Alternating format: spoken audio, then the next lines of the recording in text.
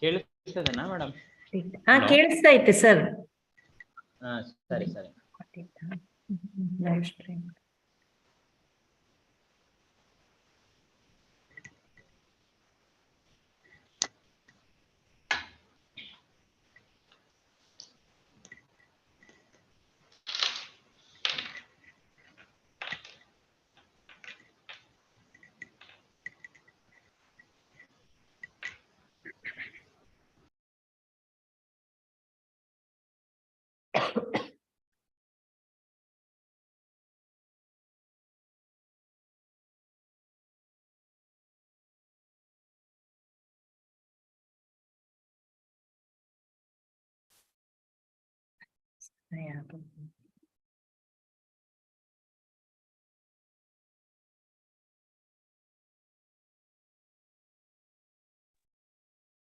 Madam, the YouTube live streaming link is shared to Bergi Veeresha Gowda.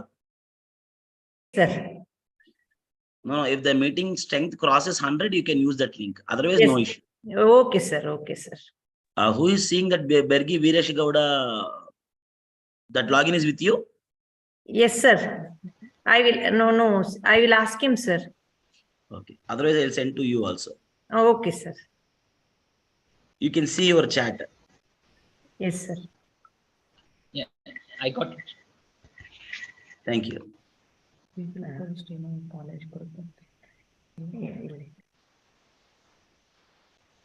will post in our college group, sir.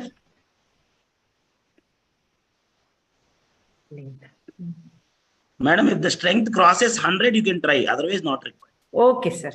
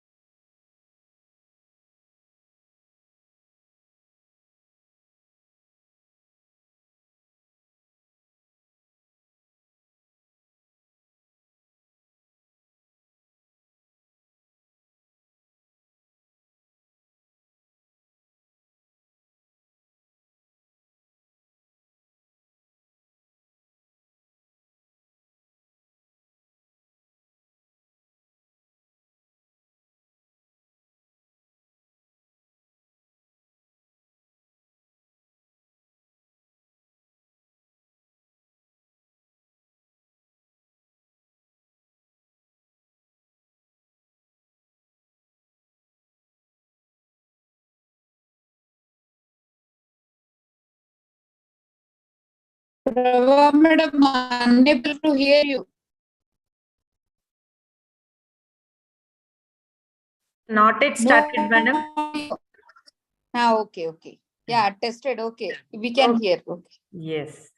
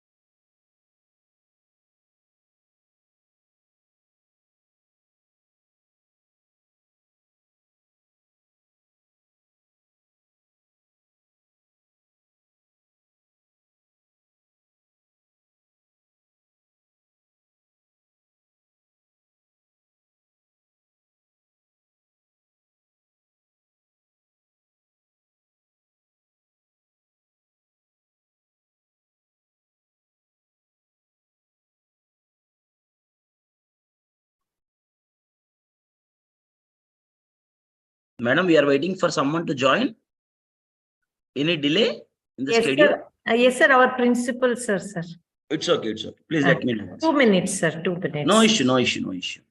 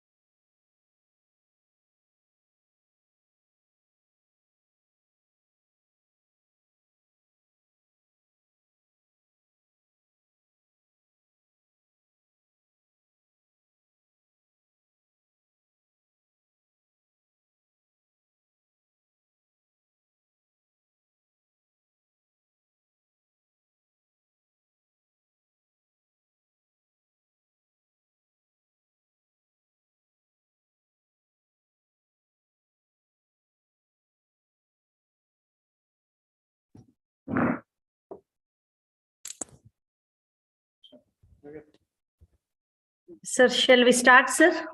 Yes, madam. Sorry for delay. Please, Okay. ma'am. Sir, Gopal Krishna, sir, shall we start, sir? Yes, madam. Please go ahead. Yes, sir. Thank you. Respected Principal, Vice Principal, Resource Persons, Dr. Gopal Krishna, HODs, coordinators, and colleagues. A pleasant good morning to you all.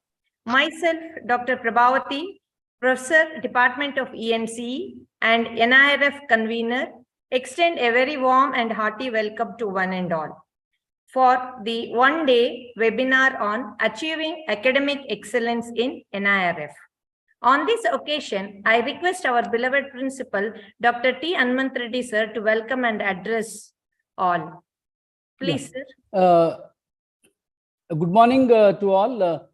On behalf of Principal Office, sir, I'll welcome Gopal Krishna, sir, for this talk, and thank you for spending your time to deliver talk on awareness program on NIRF. Sir, as you are aware that NIRF ranking is now mandatory for all institutions now, and very recently concluded NAC visit has laid a condition that within 5 years we should have a NIRF ranking. That was the condition laid by NAC, and as you know that majority of MNCs, they insist NIRF ranking to go for a placements. On behalf of Principal Office, let me congratulate the NIRF team also, Madam Prabhavati and Viresh and others, to organize this talk. So we will be continuously in touch with you regarding NIRF and other parameters. And we need your assistance for even peer perception also and other parameters in the NIRF ranking. Thank you for joining and delivering a talk. We don't want to take much time. Now I'll ask Madam Prabhavati to continue the proceedings. Thank you, ma'am. Thank you, sir. Today's resource person, Dr. Gopal Krishna, Professor, Dean Accreditation, Gokaraju Rangaraju Institute of Engineering and Technology, Hyderabad, is with us. And I take privilege to introduce Dr. Gopala Krishna on this occasion. Professor Gopala Krishna is currently Dean, Assessment and Accreditation at GRIET and looking after planning, directing, and coordinating activities of NBA accreditation and NAC assessment exercise.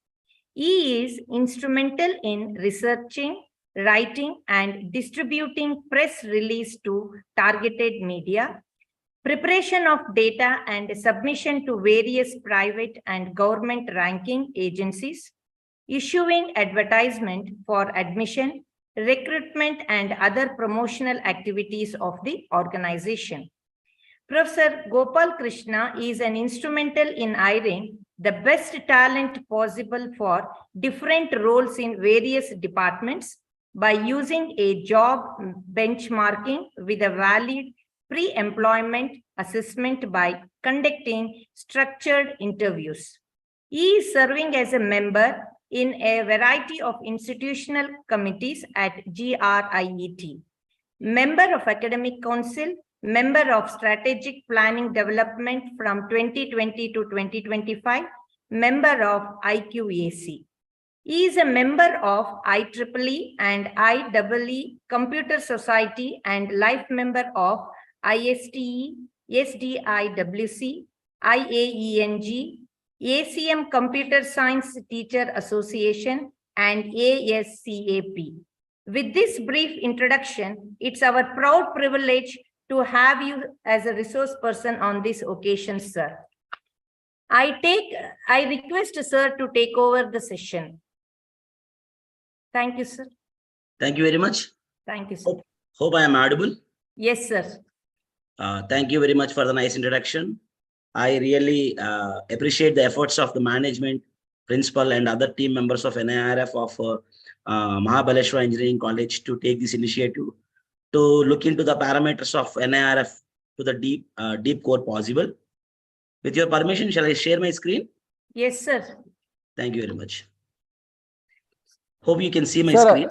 sir, and also, sir, that the best practices that we have adopted in your institution also, please give highlights of the best practices of your institution so that we can also adopt same thing in coming years.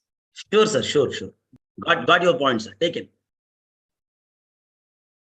Ma'am, can you see my screen? Yes, sir, it is visible, sir. Yeah, thank you very much.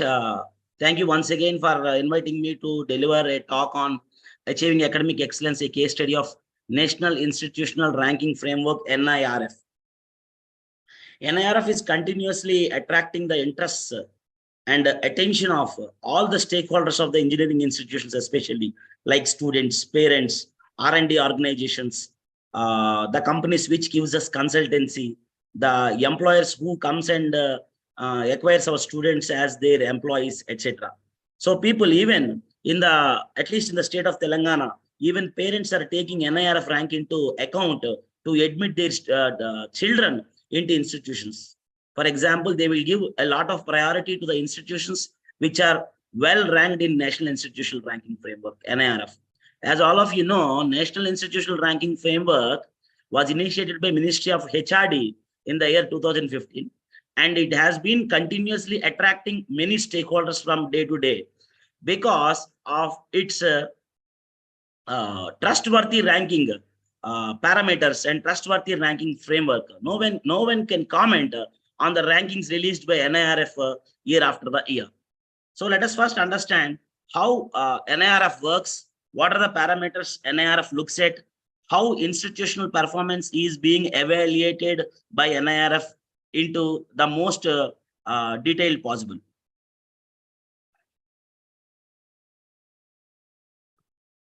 Just a minute.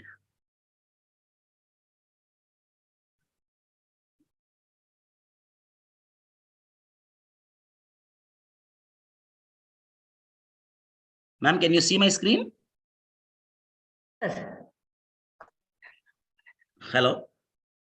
Yes, sir. Yes, sir. We can see your screens. Visible, you, sir. thank It is visible. Yeah. See, before we see how NIRF works, etc., let us first try to understand the taxonomy of technical institutions in India. See, the technical institutions in India are majorly, just a minute, is majorly divided into institutions of national importance, autonomous colleges, universities, and deemed universities. Coming to institutions of national importance, there are 23 IITs and 31 NITs as of now. Autonomous institutions, you know, autonomy is given by University Grants Commission to the institutions who are performing very well. And then we have universities. Universities are having university departments, and universities have a power of giving affiliation to its colleges called as affiliated colleges. Universities can start their own constituent colleges. And finally, the last category is deemed universities, where we have government operate deemed universities and self-financing deemed universities. Let us see each one of them in brief to understand what are the nature of institutions participating in NIRF. That's why I'm just focusing on this taxonomy of technical institutions. Just a minute.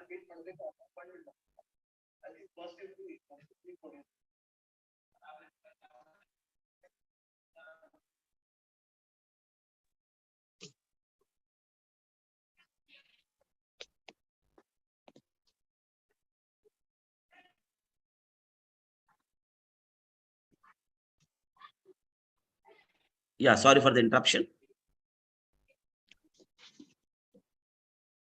Let us first see how IITs are being operated. You know, these IITs are the institutions of national importance. They have been established through an act of parliament. The first IIT was established in the year 1950 in Kharagpur, that is in 1950.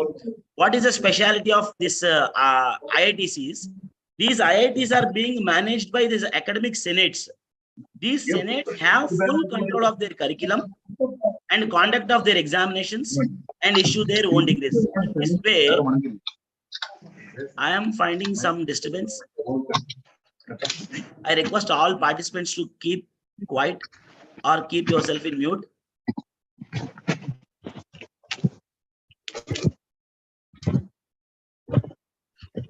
Yeah, what is the specialty in IITs? IITs enjoy full academic and financial freedom. That is the specialty in IITs. The next category of technical institutions is NITs, National Institutes of Technologies. Earlier, they were called as regional engineering colleges because they were the joint ventures of the government of India and the respective state governments. The first regional engineering college was established in the year in Warangal. There are 31 NITs in the country as of now. Similar to IITs, even the National Institute of Technologies, NITs, are enacted through a Parliament Act, and NITs have an NIT councils, and they do have their senates. These senates are responsible for conduct of curriculum, conduct of examinations, and they can also issue their own degrees. In this way, even NITs enjoy the highest degree of financial and academic freedom. When RECs, when these engineering colleges are joint ventures of Government of India and respective state governments, they were called as regional engineering colleges.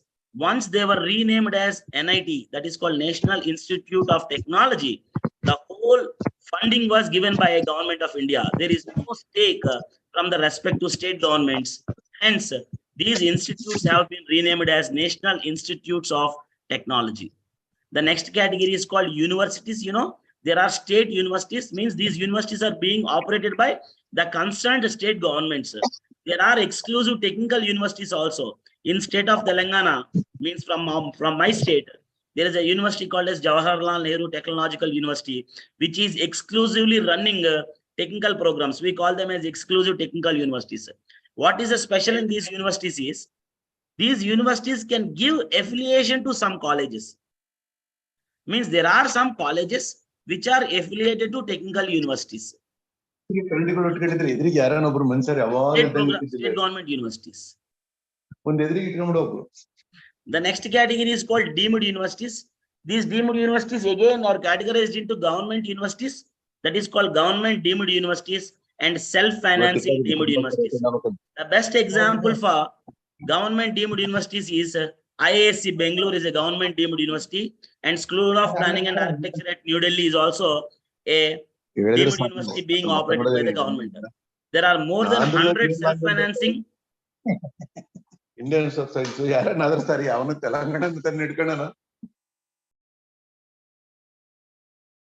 request all the participants to mute the mic and even the video. Please switch off your video. In Q&A session. Yeah, thank you very much. Am I audible? Yes, sir. Yeah. So there are more than 100 self-financing deemed universities.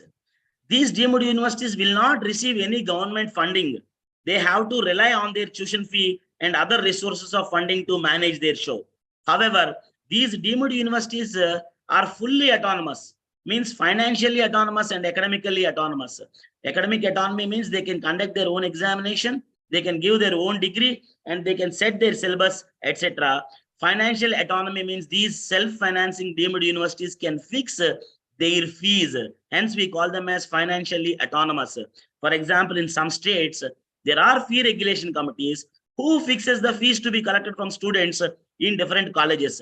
However, these deemed universities, especially private deemed universities, shall not come under the AFRCs, that is called Appellate Fee Regulation Committees. Hence, they can fix their own fee. Hence, we call it as a financially autonomous institutions. But most interesting factor about these deemed universities is, these deemed universities do not have a power of affiliation.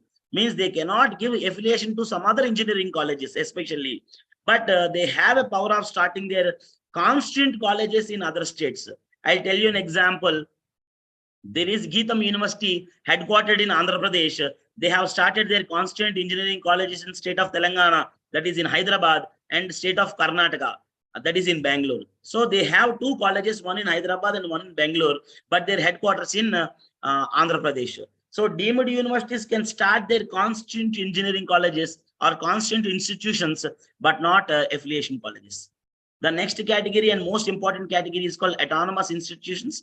These autonomous institutions also have a limited affiliation with the state universities, because the final degree shall be awarded by the university to which these institutions are affiliated to. However, these autonomous institutions have full control on their curriculum, examination, and they have full academic autonomy. but the degree will be given by the corresponding university. For example, maybe RMYC, maybe affiliated to some university, maybe VTU, like that. So the final degree shall be awarded by the VTU. However, syllabus, conduct of examinations, and the issue of provisional certificates, etc., will be taken care by the autonomous institutions. The final one, the large chunk of institutions, that is called affiliated colleges. These affiliated colleges will not enjoy neither financial autonomy nor academic autonomy, because they are affiliated to some universities. They shall be following the syllabus given by the university, the examination pattern given by the university, the exam paper, the final examination paper also shall be given by the university. They need to conduct only classes, the syllabus prescribed by the university to the students. So we call them as affiliated colleges. However, the number of colleges are very, very high in affiliated category, because they are affiliated to some universities. So this is the taxonomy of technical institutions in India. Why I'm just focusing for a few minutes on these technical institutions in India taxonomy, because all these institutions, for example, if you take engineering category in NIRF, affiliated colleges, autonomous colleges, deemed universities operating engineering programs, and IITs and NITs, all of them participate in the same category. There is no difference. The performance of the institutions of all these kind of nature of institutions shall be gauged by the same parameter, the same framework. So this is the taxonomy of technical institutions in India. Now let us, before getting into NIRF in detail, people may get some doubt in their mind. What is the fun of having ranking like NIRF? Whereas we have already accreditation bodies like NAC and NBA present. But there is a slight difference between the accreditation and ranking, because accreditation is a comprehensive assessment of the institution or a program for a specific period of time. Let us say NAC accredit institutions on a scale of maybe B, B++, A++, etc. for a period of 5 years. NBA gives accreditation to the programs like BTech CAC is accredited, MTech CAC is accredited, maybe under Tier 1 or Tier 2 for 3 years or 6 years. So these are comprehensive assessments where institutions submits information to NBA and NAC. So NBA and NAC evaluates the performance based on the report submitted by the institutions like SSR, self-study report to NAC, SAR, self-assessment report to NBA. So here, the data submitted by the institution is evaluated and accreditation is granted. Whereas in ranking is not a comprehensive assessment, it is a relative affair. Means the data given by all the institutions will be consolidated and compared relatively. Hence, a ranking is a relative affair, and moreover, it is an yearly affair. So institutions once submits the data, ranking agencies compares the information given by all the institutions and gives some marks. According to the marks, institutions will be similarly placed from rank 1 to rank 100, rank 101 to 150, 151 to 200, etc. So ranking is a relative affair, accreditation is a comprehensive affair. Hence, because of lot of visibility to the rankings given by the government, especially like NIRF, is attracting more stakeholders, these rankings become more and more popular year after the year. Now let us slowly get into the NIRF, National Institutional Ranking Framework. Ma'am, am I audible? Sir. Yeah. Yes, sir. Thank you. Yeah. Thank you. See, NIRF, it is a framework was approved by Ministry of HRD in the year 2015. What is this framework is? This NIRF is a methodology to rank the institutions across the country. When it was started in the year 2015, the responsibility was given to a core committee to come up with a framework to gauge the performance of the institutions across the country, irrespective of their nature, irrespective of their age, irrespective of their size, and irrespective of their operations. Means IITs, NITs, autonomous institutions, affiliated colleges, means small college to IIT, everybody is being gauged by the same methodology. So the core committee was certainly successful in bringing up a methodology to rate the performance of the institutions across the country, in spite of varieties of differences exist, like size, age, nature, etc. But the framework given by NIRF, that is called National Institutional Ranking Framework, is fantastic and gauges the performance of all institutions very much objectively. See, the participation in NIRF shows the importance of NIRF year after year. When it was started, that is in the year 2016, there were only 2,734 institutions have taken place, means participated under 2 categories or 4 categories. But while you coming to 2023, last year, means this year, there were 12 categories announced. 8,686 institutions have taken place, means they have submitted their data to check their fortune. See, there is a huge jump, almost like 3.5 to 4 times. The participation has been increased because NIRF is treated to be the most trustworthy ranking among the stakeholders of, especially in engineering categories. See the categories of NIRF. Say NIRF announces rankings in various categories. What are they? Is overall, universities, colleges, research, engineering, management, pharmacy, medical, dental, law, architecture and planning, agriculture and allied sectors. And finally, earlier they used to call it as ARIA ranking, ATAL ranking. Now it has come to NIRF innovation category. So ARIA is also renamed as NIRF's innovation rankings. So in these many categories, NIRF announces rankings. For example, we fall under, because we are especially like RYMC is an engineering college.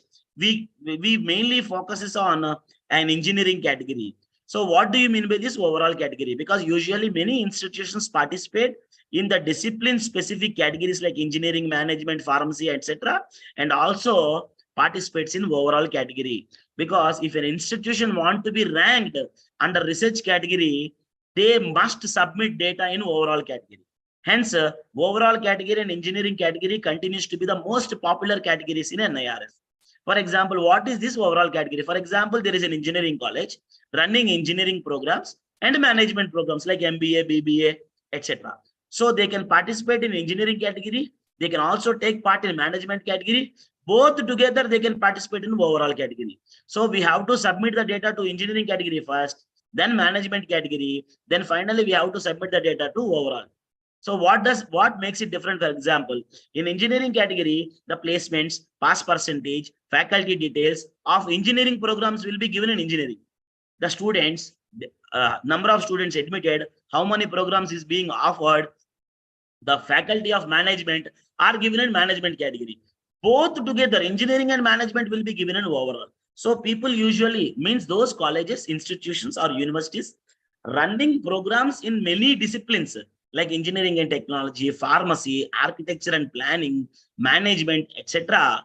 will submit data in discipline specific rankings. And finally, they will submit data to overall ranking. This is how categories of NIRF looks like. See the statistics of NIRF 2023, because the rest of my presentation is focused on engineering college. You see, 1,314 institutions have submitted their data to engineering category, out of which only 300 institutions got ranked this year. In the year 2023, in engineering category, ranks from 1 to 100 have been announced. From 101 to 150, from 151 to 200, rank bands have been announced. So that is the style of ranking given by NIRF in the year 2023. So overall, the number of institutions are 2478. Engineering is 1314. The another large category is college category, where science, arts colleges shall come into picture. Means these are colleges running science and arts programs, mostly affiliated to some universities. They are called as standalone colleges. They falls under college category. So let us focus the rest of the presentation to engineering category. This is the participation and importance of NIR. Hope I am audible. Yes, sir. Yes, sir. Yeah, thank you very much. Now the main content started, the NIRF methodology. So as I told you, in the year 2015, a core committee was set up to come up with a methodology to rank institutions across the country. So what is the methodology they have come? They have come up with a 5-parameter technique: teaching and learning, research and professional practice, graduate outcomes, outreach and inclusivity, perception, such that the marks for each parameter is 100 in each. Means the performance of institutions will be evaluated on 5 parameters such that the value for each parameter is 100 marks. Means institutions' performance will be assessed against 100 marks in each parameter. However, from institution type to type, there is a weightage associated with these parameters. I'll show you in the next slide. So this is the crux of the NIRF methodology. It is a 5-parameter scheme TLR, RPC, GO, OI, and PR. 5 parameters, 100 marks each. Hope everybody is following. Yes, sir. Thank you. See, this is the weightages across categories. See, this is an engineering. In engineering category, teaching learning resources is evaluated for 100 marks, but we will take only 30% out of how much you scored. Means the weightage given to TLR is 30%. The weightage given to RPC is 30%. The weightage given to graduate outcomes is 20%. The outreach and inclusivity and perception is given for only 10%, 10%. In most of the categories like overall, university, engineering, management, pharmacy, medical and dental, the weightage is also similar. Only in college category and architecture category, there is a difference in the weightages. See, in college category, teaching learning is given 40%, research is given only 15%, because these standalone institutions giving arts and science courses to students, where teaching learning is much important rather than research. Hence, teaching learning is given more importance, more weightage rather than RPC. But you see, in engineering institutions, the teaching and research should go hand in hand. Hence, the percentage of weightage, the weightage given to teaching learning resources and research and professional practice have been given same weightage. Graduate outcomes is 20%, outreach and inclusivity and perception is 10%. Remember these values 30, 30, 20, 10, 10. Now we will see how these weightages affects the final score of the institution. See, as I told you, the rest of my presentation is about engineering category. Teaching learning, RPC, GO, OA, PR is 100 marks each. The weightages are 30, 30, 20, 10, 10. Let us try to understand how these weightages affects the final score, that is called weighted score. Imagine there is a college. The teaching learning resources is for 100 marks. For example, we got 70 out of 100 in TLR. But since the weightage is only 30%, we take 30% of 70, that is called 21, that is called weighted score. So if an institution scores 100 marks, 70 marks out of 100 in TLR, the 30% is taken. Similarly, a college, 100 marks, they got only 15 RPC. Since the weightage is 30, 30% of 15 is 15. So like this, the marks obtained in each parameter is multiplied by the corresponding weightage to give you the weighted scores, and the sum of these weighted scores give you the composite score, that is called total score, which is on which the final ranking is based on. So this is how the performance of institutions, the marks are calculated and multiplied by the corresponding weightage of the parameters to come to the final conclusion of the total score of the institution, on which the rank based. Means the institutions which gets more than 68 are above us, the institutions which gets below 68 are below us, obviously, because all institutions are arranged in the order of decreasing order of the marks of these weighted scores, and rankings will be given.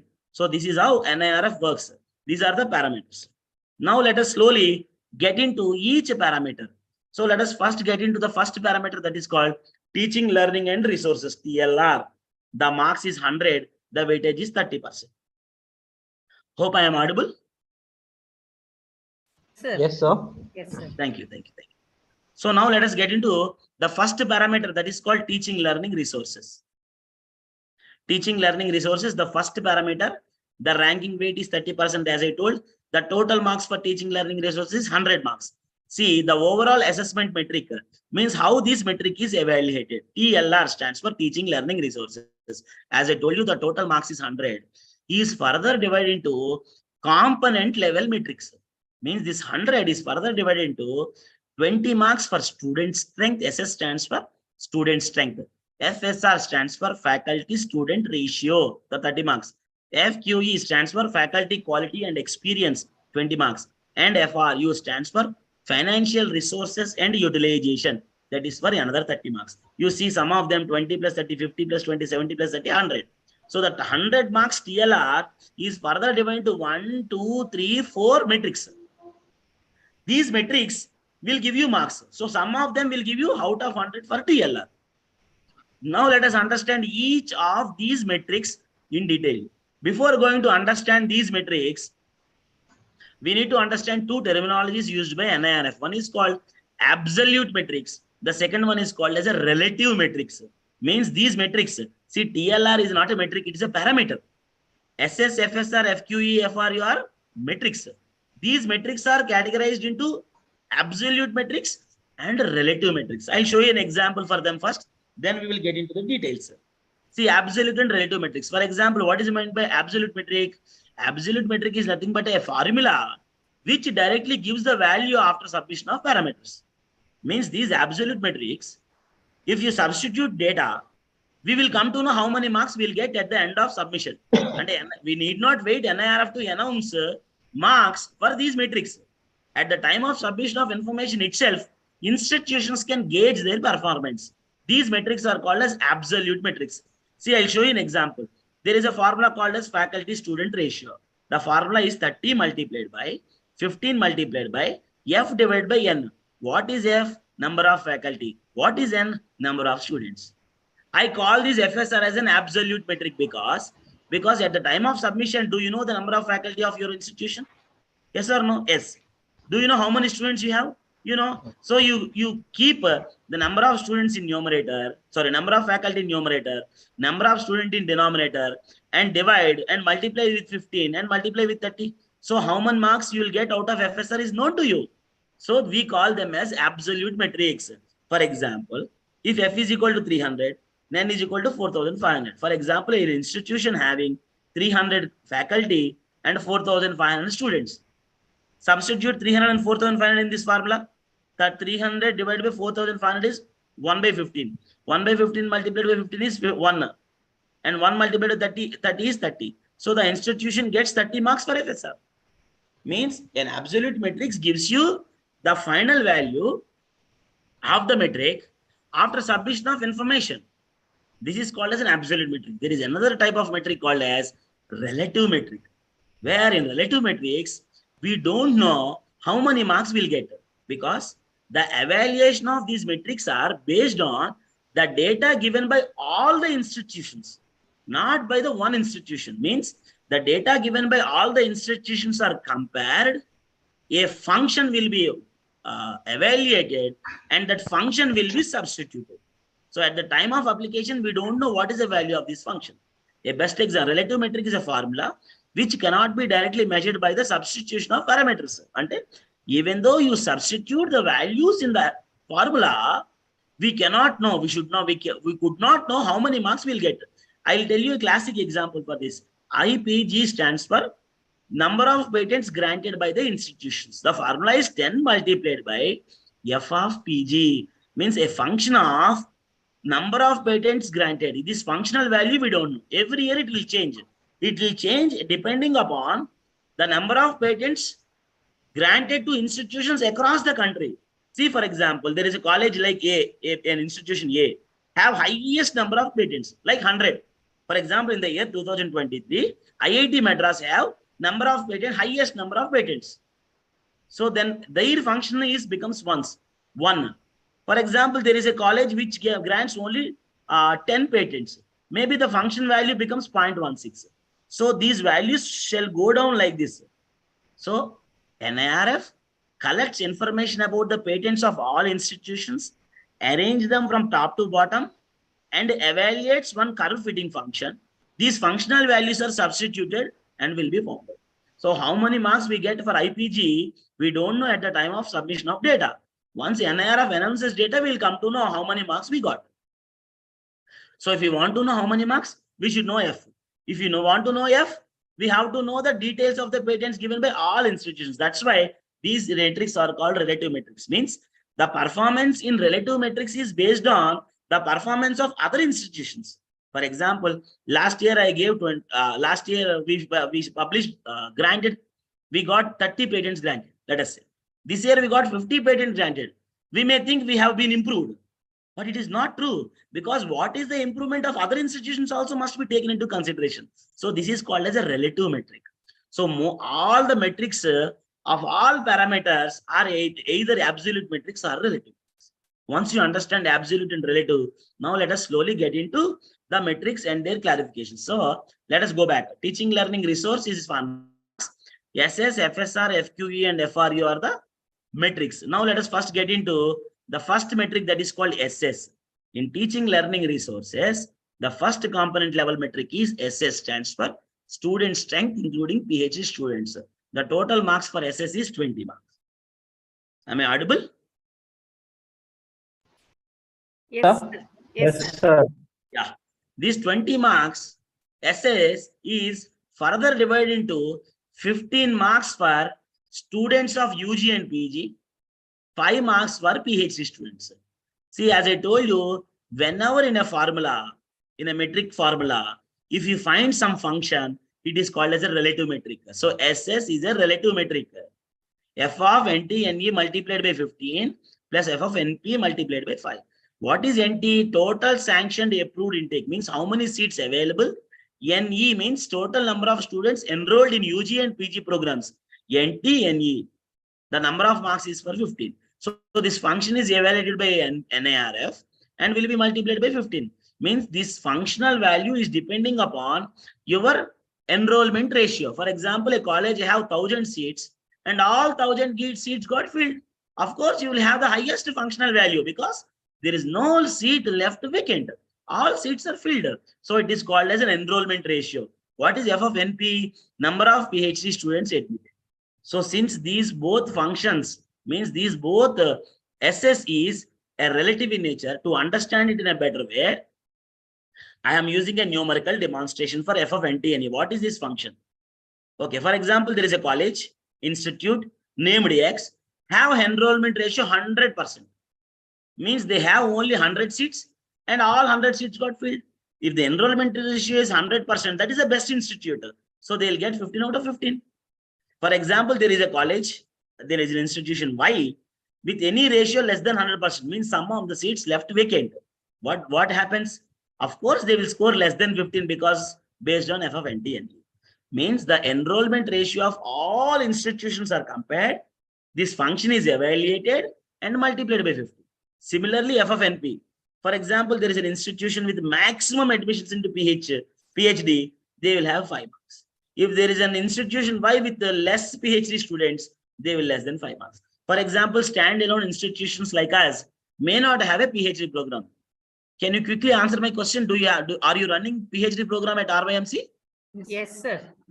Okay, so you are going to score some marks. For example, at our institution, we are not offering PhD program. So we will straight away lose these 5 marks because number of PhD students admitted in a year is 0. So if the number of admissions are 0, 0 multiplied by 5 is 5. Means if an institution is not offering PhD program, we'll straight away lose these 5 marks. This is called student strength, SS. The next one is B, teaching learning resource. Second component level metric is called FSR, faculty student ratio. That is for 30 marks. See this formula, FSR is equal to 30 multiplied by F multiplied by F by N. See, there is no function involved. So this is the best example of an absolute metric. What is F? F by N is the faculty student ratio. F stands for number of faculty, N stands for the number of students. Total number of faculty divided by total number of students will give you faculty student ratio. See, what is the desired student ratio? For example, FSR is for 30 marks.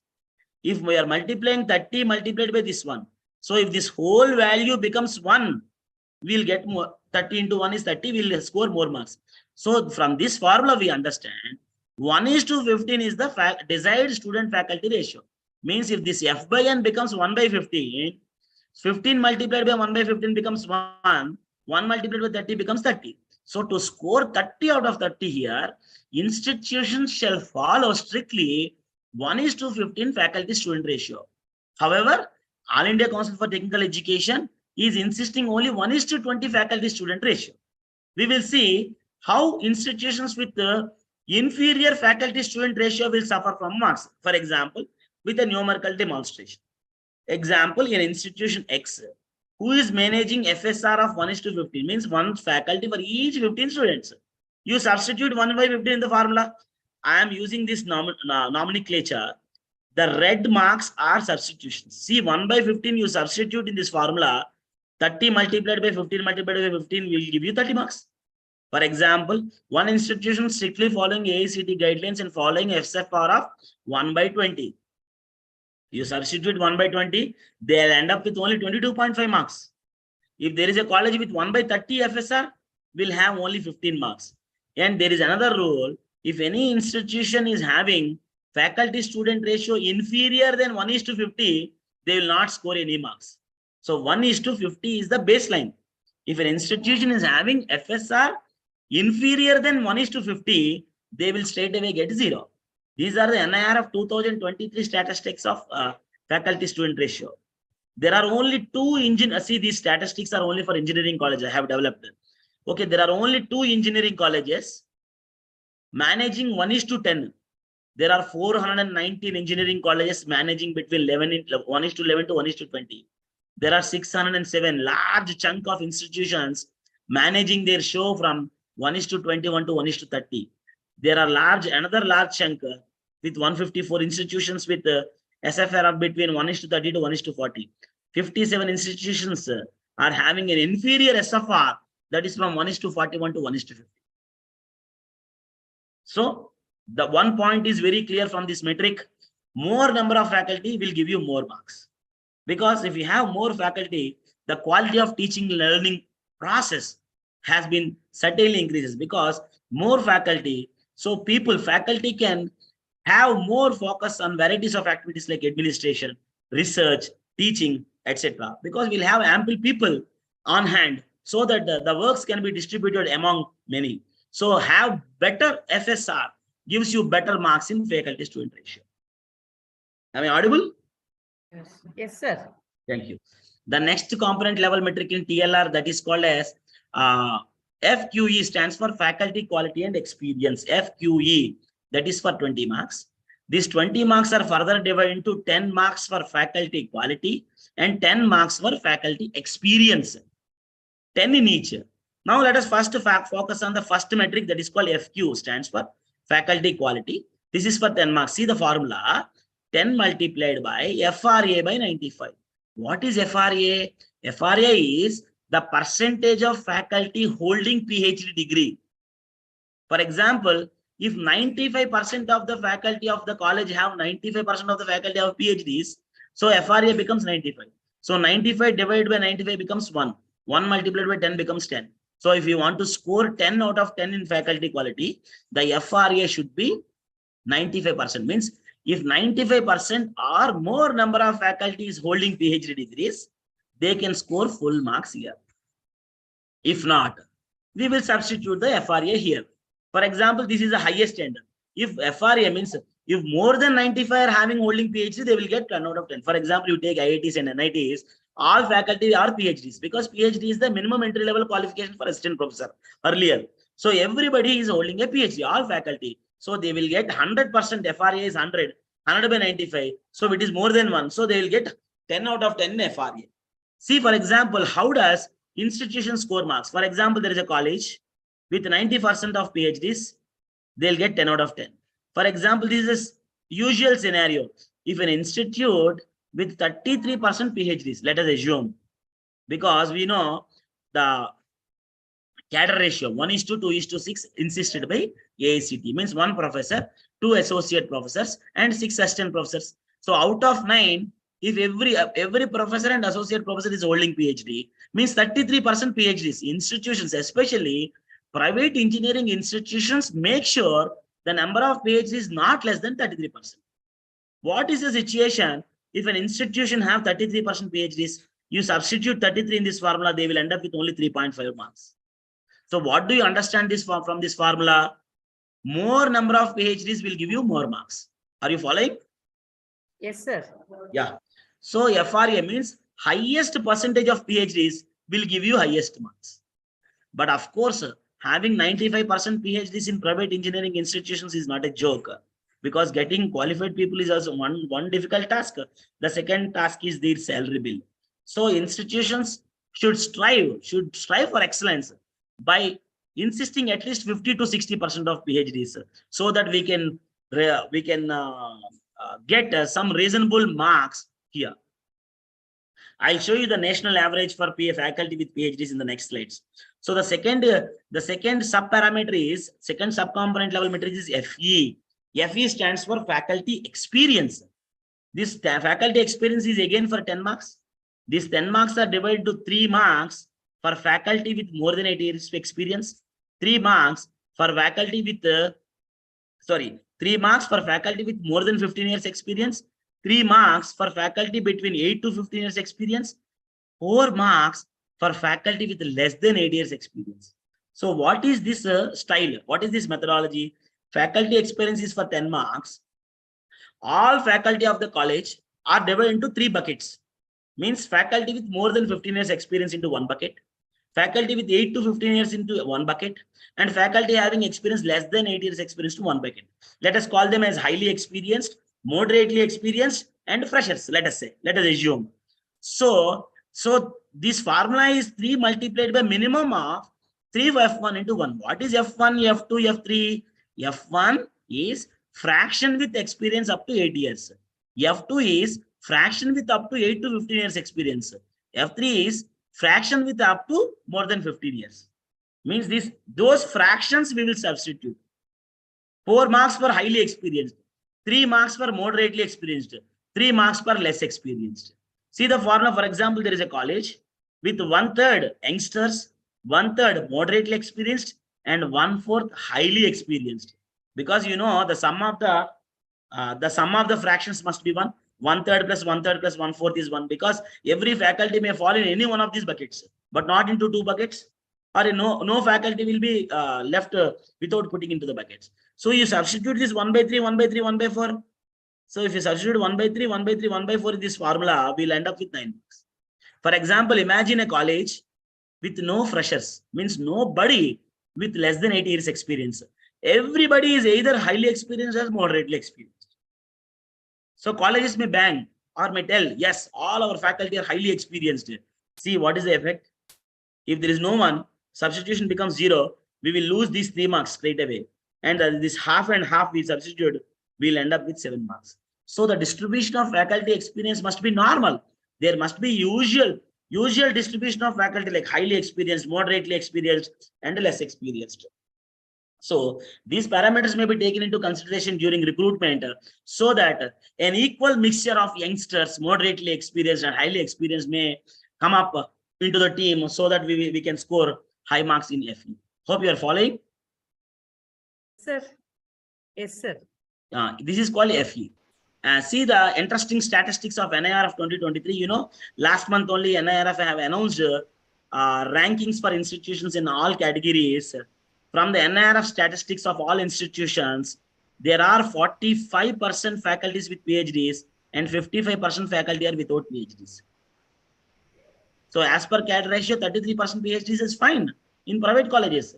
But see, the number of PhDs has been increasing, means 45. This is a national average. What I mean to say, since this is an important parameter, if your institution is having more than this national average, for example, your college is having 50% PhDs. National average is only 45%. Means you will take advantage over all other institutions. Similarly, faculty quality and experience also.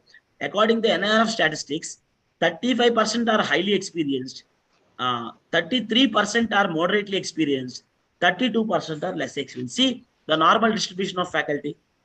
So if your institution's average number of faculty in each category also similar to national average, we will take advantage. So this is NIRF statistics of faculty quality and experience. The last component level metric of teaching learning resources, FRU, financial resources and utilization. This is again a function, means a relative metric. FRE is for 30 marks. Out of this 30 marks, 7.5 marks are given for capital expenditure. 22.5 marks are given for operational expenditure. Because the expenditure made by the institution under various heads as per UGC are divided into operational and capital. So what comes under capital expenditure? Average capital expenditure includes library, new equipment, workshops, and other expenditures. Operational expenditure includes mainly salaries, maintenance of academic infrastructure, seminars, and workshops. So the total expenditure made by the institution is given under these 2 heads. How much is spent in capital expenditure, how much is spent in operational expenditure will be given to NIRF. NIRF compares the expenditure of all institutions and come up with a function.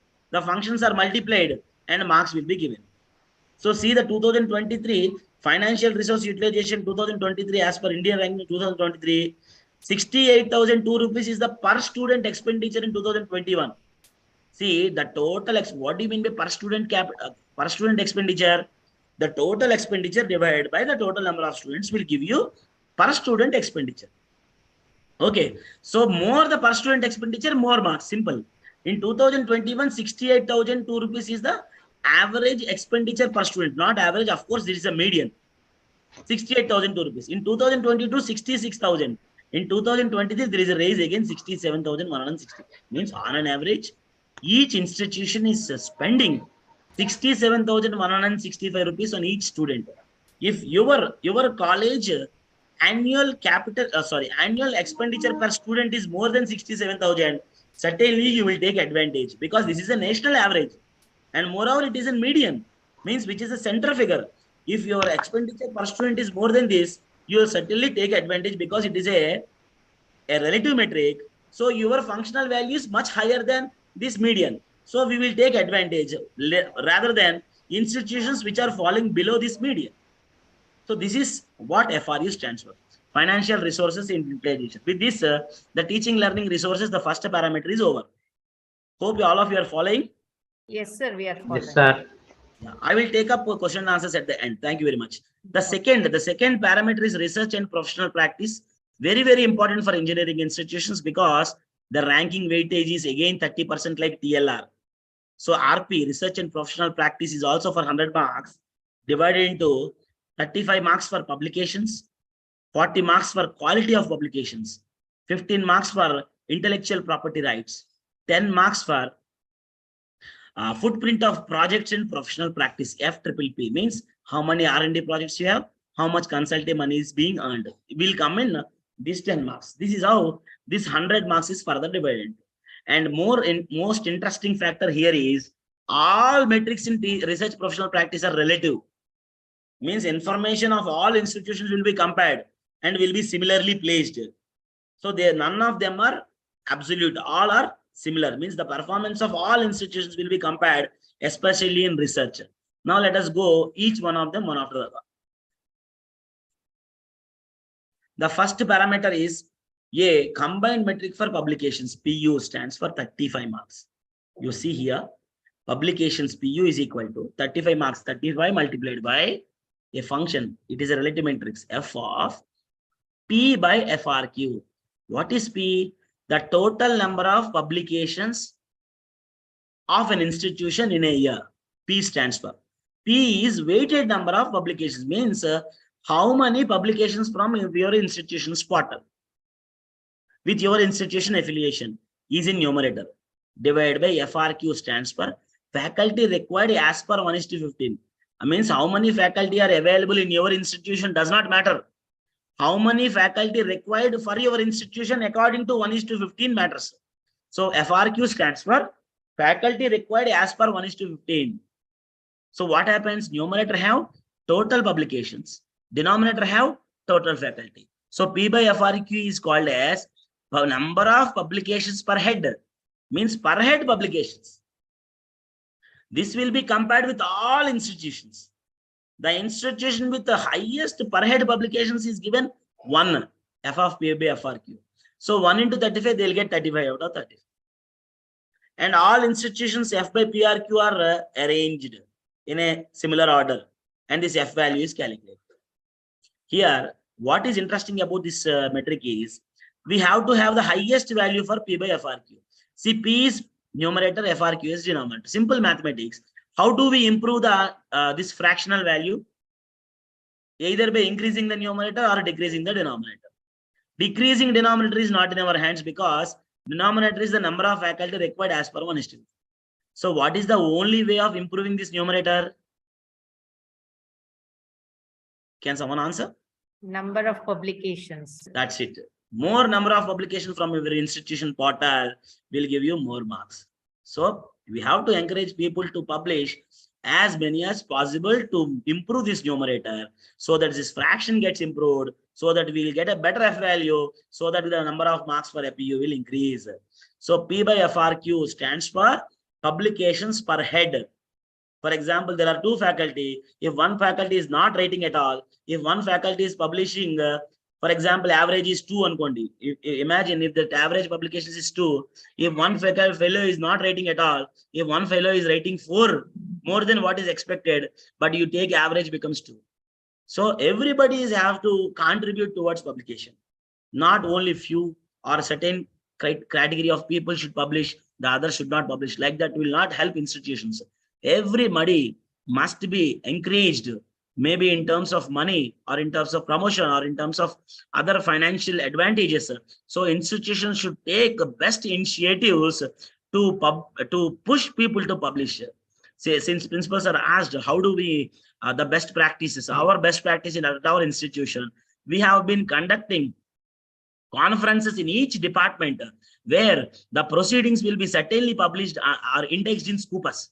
Compulsory. We have MOS with various publication windows, and we conduct conferences in association with these publication windows. So all publications made in those conferences shall be indexed in Scopus, hence they will be coming under NIRF score. So this is how we have to improve P. The next one, this is for 35 marks. This is only quantity. How many papers you have? The next one is called quality of publications. Again, a large marks, that is called 40 marks. QP stands for 20, 40 marks. 20 marks for, this is QP 40 marks is further divided into 2 halves, 20 and 20. What is this 20? 20 marks for citations per head, CC by FR, I'll explain.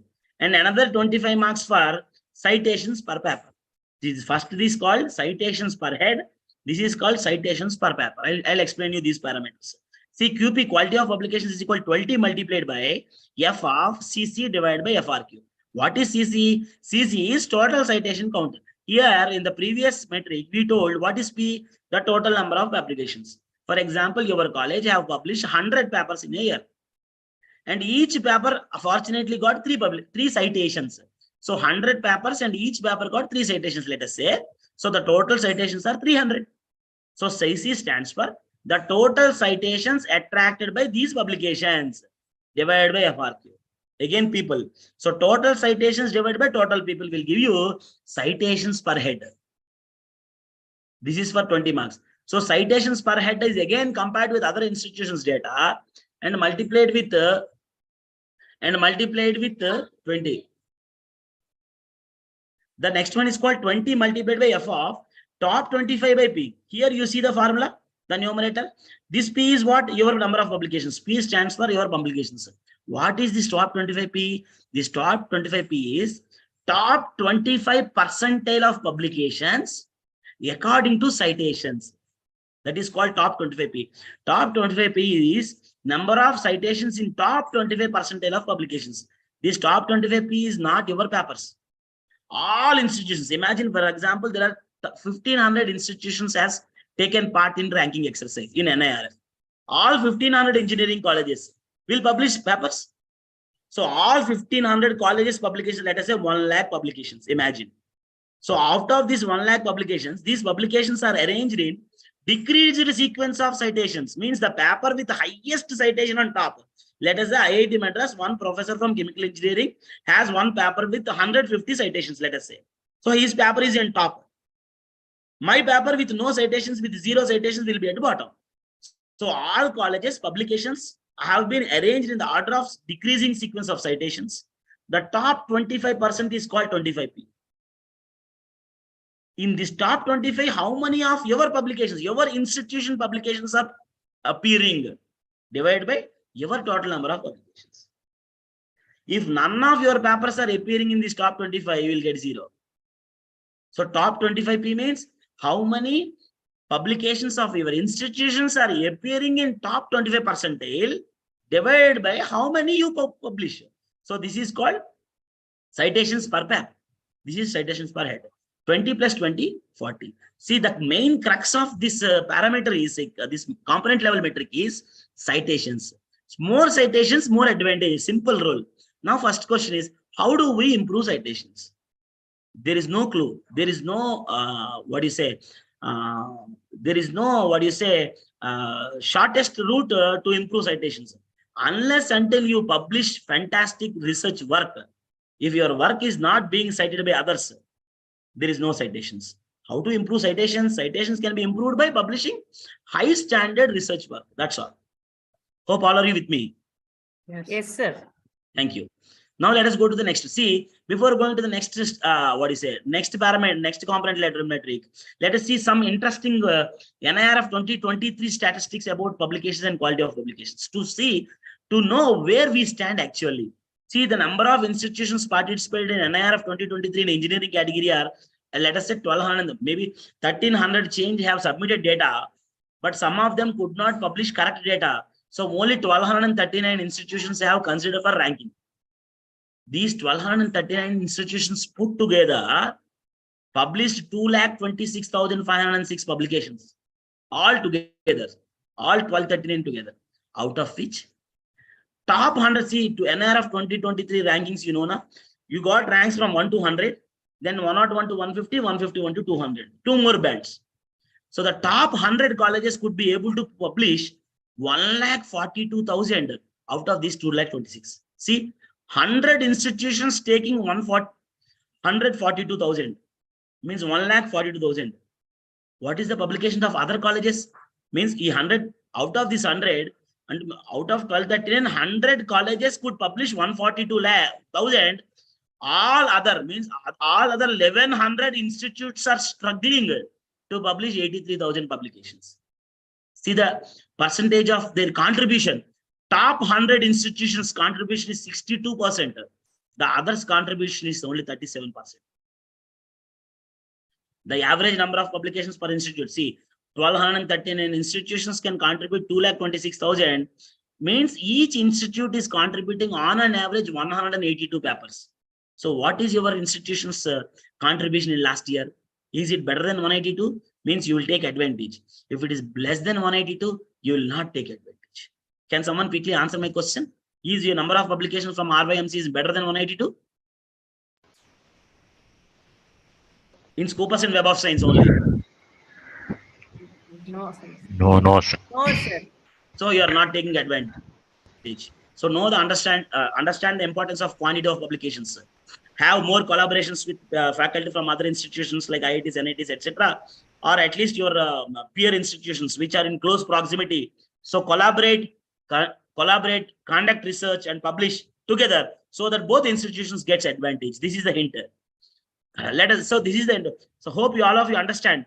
Means there is a direct sign that institutions which are publishing better numbers getting ranked better.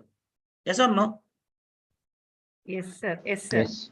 Now come to interesting parameters of quality of publication. See, all 1,239 institutions, the number of quality publications are 69,080. In the previous slides, I told you, no, there are 2,26,000 publications, out of which these 69,000 publications are rated as top 25 percentile.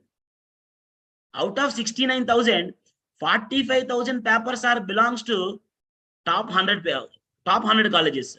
Rest of 1,139 colleges are struggling to publish 23,360.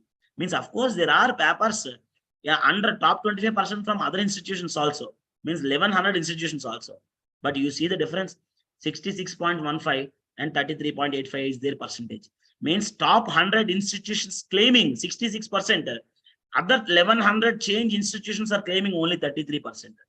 Means top institutions publishing highly rated content. Means the content, the published papers have been highly cited by top 100 institutions. Means top 100 institutions publishing high counts and also publishing high quality publications. These both are evident. Yes or no? But I want to tell you one interesting factor, because I have been into NIRF journey from inception. These percentages, see here once you're listening to my words, you may see 62.95 contribution by top 100 institutions is very, very much significant. But this is coming down every year. The contribution by the other institutions is increasing. Last year, the contribution by top 100 institutions is 67%. This time it is 63%. Means institutions which are not ranked below 100 are also striving hard to publish more and more papers. Hence, the contribution percentage by top 100 institutions is coming down year after year. last year, before last year, there is a slight drop in the contribution by top 100. It have to be understood in that way. Means the institutions which are not below 100, above 100, are striving hard to publish more and striving hard to publish more quality publications. This is my overall observation. I have statistics from 2016 onwards, but this is not right platform to discuss that. So another interesting statistics from NIR 2023, there are 45 engineering institutions out of 1239 participated colleges have no publications at all, 0. Means their PU is 0, their QP is also 0. Very pathetic. Let me go through the next slide. Hope all of you with me? Yes, sir. Yes, sir. The next component level metric is research and professional practice. IPR means intellectual property rights, that is for 15 marks. This 15 marks IPR is further divided into IPRs granted and IPRs published. IPG stands for granted patents. IPP stands for published patents. IPG for means granted patents 10 marks, published patents 5 marks. Again, it is a function. Means the institutions and for all institutions information will be consolidated. Okay, 10 marks for granted patents, 5 marks for published. Now, the last one from research and professional practice, that is FPPP, that is for 10 marks. This 10 marks is further divided into 7.5 marks for FPR, means funds raised through research grants, and 2.5 marks for funds raised through consultancy grants. So the total amount of money earned in a financial year is compared with all other institutions and multiplied by 7.5. The total money earned through consultancy grants is given, will give you 2.5. So R&D grants have more weightage than consultancy grants, because we know most of the research grants are given away by AICT, DST, SERB, etc. Consultancy grants mostly comes from private institutions, private organizations, maybe through academic consultancies, etc. Okay. So this is 7.5 marks for research grants and 2.5 marks for consultancy grants. To better understand our standing, our institution standing, because these are relative. In the year 2021, the median research funding is 12,08,000. In 2022, it has come down to 10 lakhs because maybe due to Corona. In 2023, it has come to again 11,31,207. Means this is median. Means on an average, institutions are getting funds worth 11 lakhs on an average. If your institution is getting grants more than 11 lakhs in a year, you will take advantage. Otherwise, you will not take advantage. A quick question. Are you having grants more than 11 lakhs in a year from past years? Someone can answer this. No. Okay. Then you are not taking advantage. Now let us go to the third parameter, that is called graduate outcomes. Just a minute. Oh, sorry.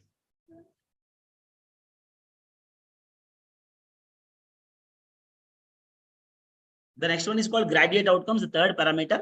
The third parameter is also for 100 marks, but most interesting factor is its weightage is only 20%. Its weightage is only 20%.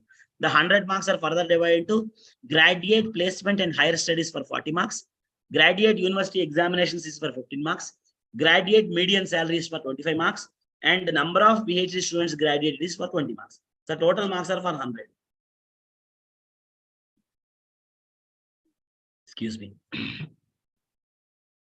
Now let us see each parameter and how it works. The first parameter is GPH, graduate placement and higher studies for 40 marks. So the formula is 40 multiplied by something by 100 plus something by 100. You did not see any F here. Means it is an absolute metric. What is NP? NP stands for percentage of students placed. NHS stands for percentage of students selected for higher studies. See, this percentage placed and percentage went for higher studies is out of number of students passed. Those who don't pass doesn't matter. So, for example, if a college have 1,200 students, if 1,000 students are passed, out of 1,000, let us say 50% are placed and 50% went to higher studies. Best case, out of 1,000, 500 students joined in companies, 500 students went for higher studies. Imagine. In that case, number of places becomes 50%, number of higher studies becomes 50%. So 50 by 100 becomes 0.5, 50 by 100 becomes 0.5. 0.5 plus 0.5 is 1. 1 multiplied by 40 is 40. You will get full marks. So what is the crux of this formula? Every successful student in terms of exams must be either placed or must be pushed for higher studies. If there are students who passed in the examination but left vacant without placement or without higher study, will cause problem for us. I'll show you with an example, a numerical demonstration for GPH. See, an institute X with 80% placement and 20% higher studies means all students are either placed or went for higher studies. Substitute, you will get 40 out of 40. For example, there is an institute with 70% placement and 10% higher studies, means 70 plus 10, 80% students only either placed or went to higher studies, means there are 20% successful graduates, neither placed nor went to higher studies, will give us problem. You see, we'll end up with only 32 marks. See, substitute 70 and 10 here, 70 by 10, 0.7, and 10 by 100, 0.1, 0.7 plus 0.1, 0.8, multiplied by 40 is 32.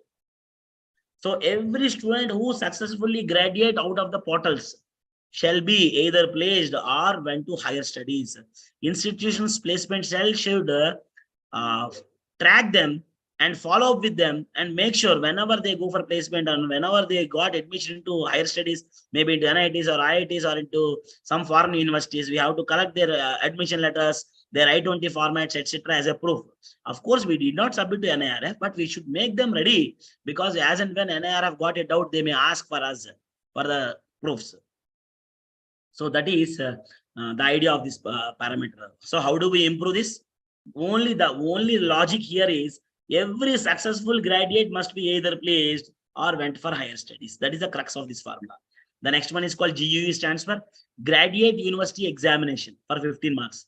See, here also you will not find any function. Means it is also an absolute metric. 15 into minimum of NG by 80, 1. What is NG? Percentage of students graduated. See, this is a fraction.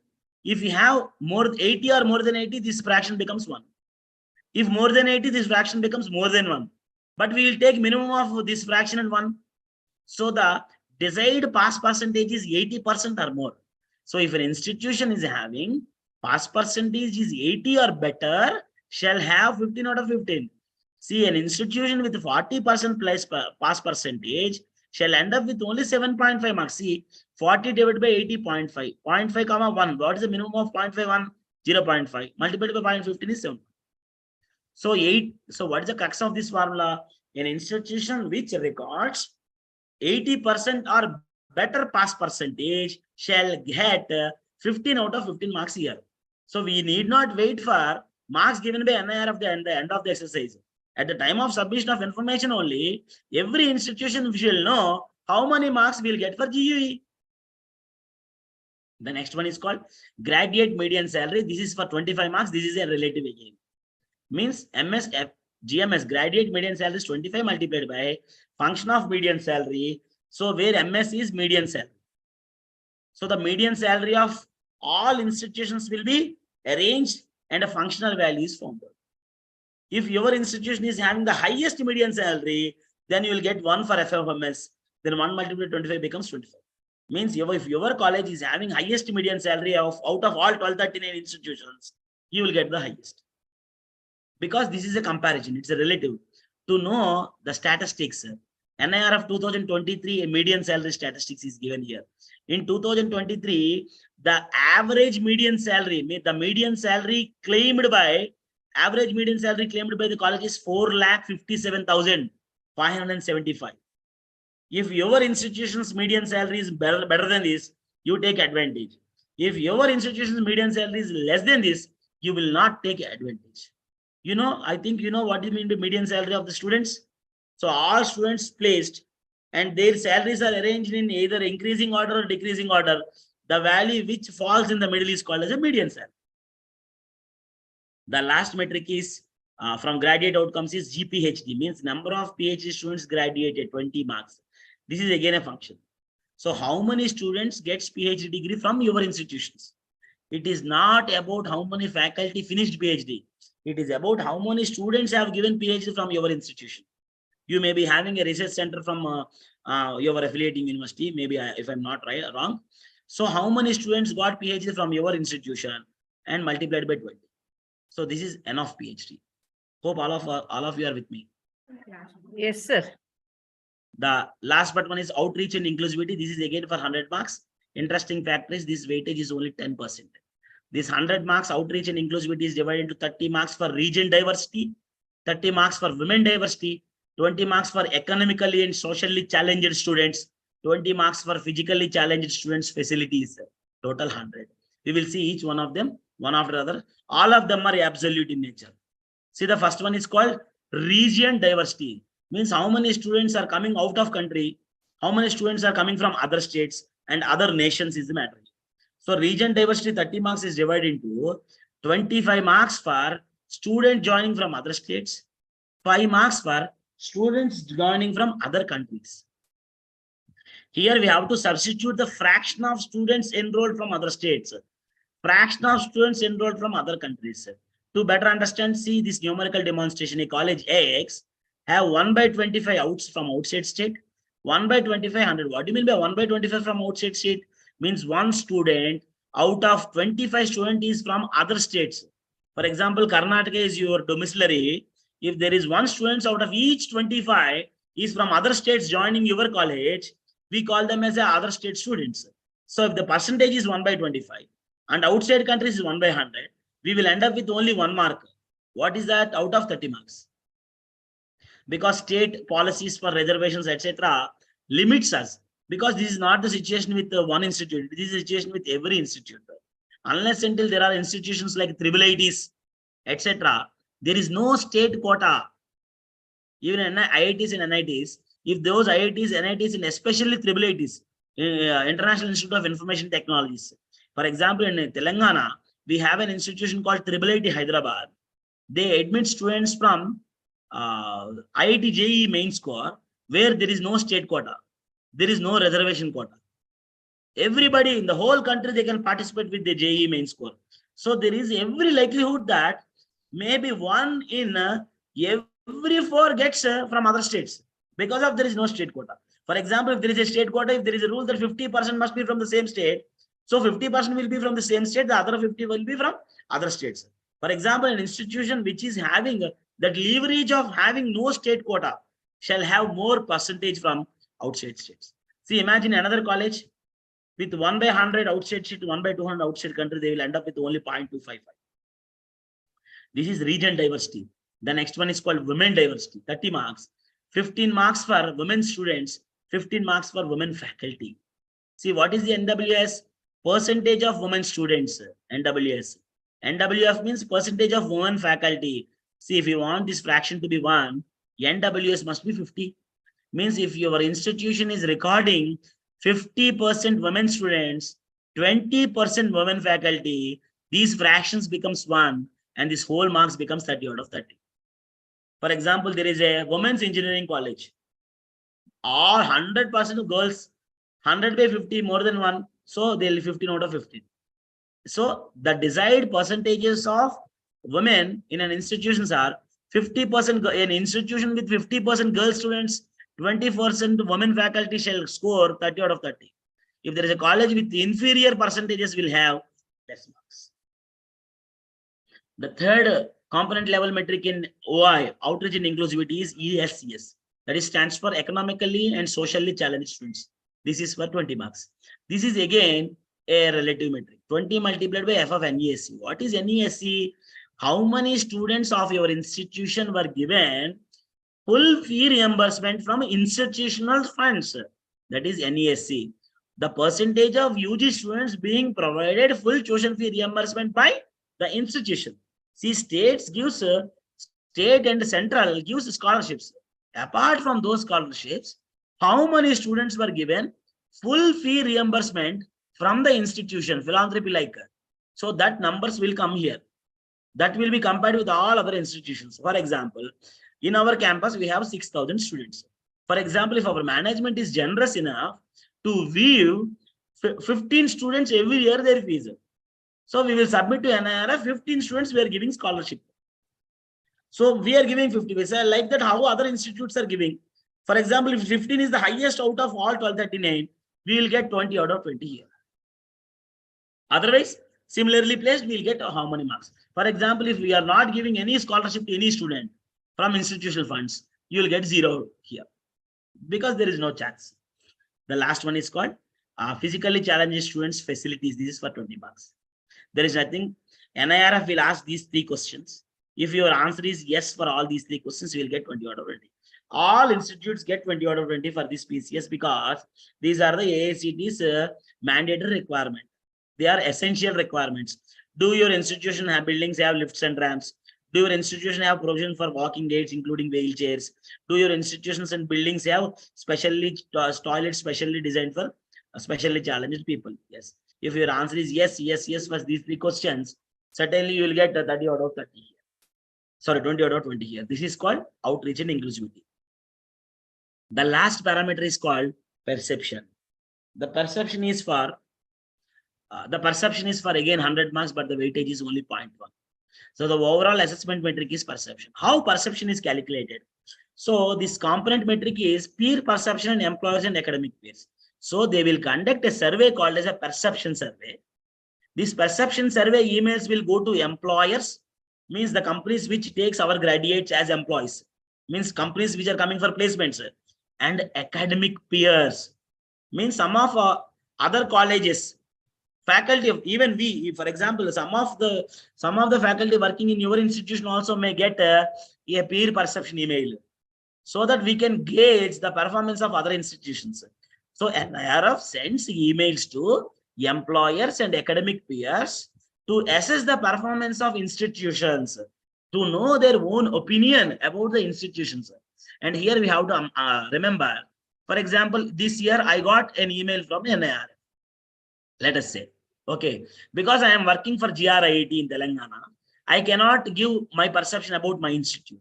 And one more rule, for example, last 5 years I am working here. Before this college, I worked in some other XYZ college. I cannot give a rating to that college also. For example, if an academic peer, a faculty like us, gets an perception email from NIRF, we cannot gauge the institutions where you are working and the institution where you pastly worked also.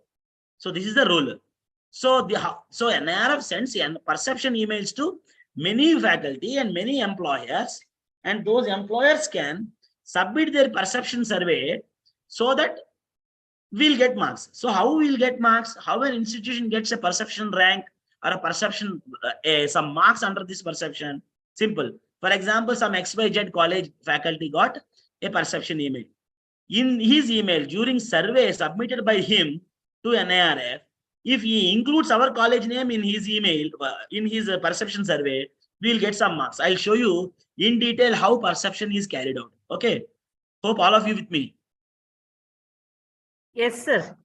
So this perception survey is done through a survey conducted over a large category of employees, professionals from reputed R&D organizations, and a large category of academicians, ascertain their preference for graduates of different institutions. I'll show you how perception is carried out. So if any, hello. So you see how perception is carried out. See, for example, last year I got a perception email from NIRF. Okay. So this is very, very confidential email. We have to log in with our email ID and password given by NIRF. So we have to give our personal number. So they will give you a link. After clicking on the link, this page will appear. Okay, this personal information and email address it will ask. Then it will ask you for a preamble. Then if you press continue. So I'm talking about those who got perception emails. This is not for institution. Then they will ask for some personal information. Then they will ask what is your category and how much time you spend in research and how much time you spend in teaching, how much time you spend in administration, how much time you spend in others, etc.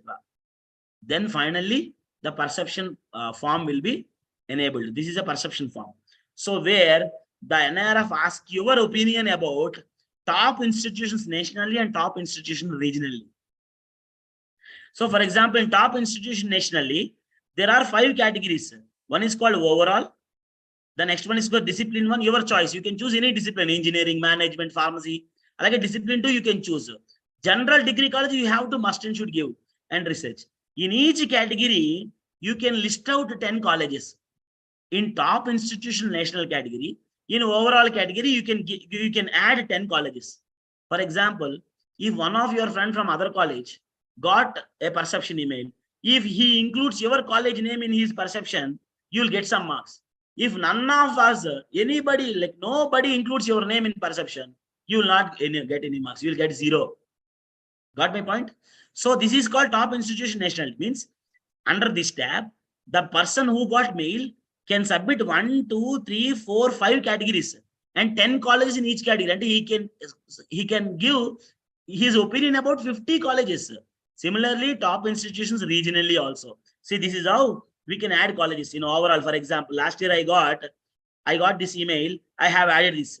In overall category, I gave highest priority to IIT Madras, IIT Hyderabad, Indian Institute of Science, Andhra University of Visakhapatnam, University of Hyderabad. I gave my perception, let us say.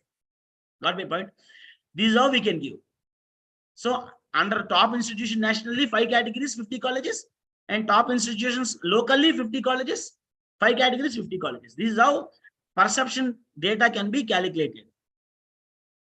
Hope all of you are with me. Sir. So, yeah.